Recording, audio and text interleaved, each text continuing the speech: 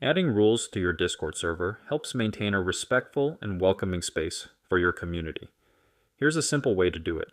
Start by clicking Create Channel, then select Text Channel and name it something like Rules. Once done, hit Create Channel.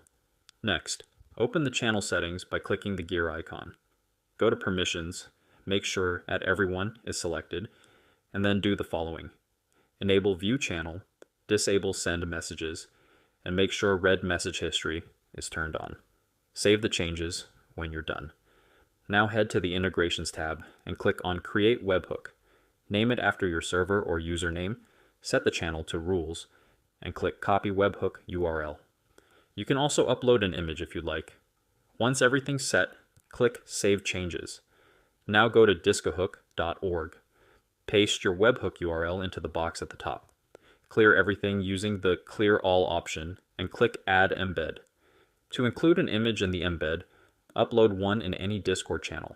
Right-click the image and select Copy Link. Paste that link into the image URL section of your embed. In the embed body, type your first rule. For example, be respectful.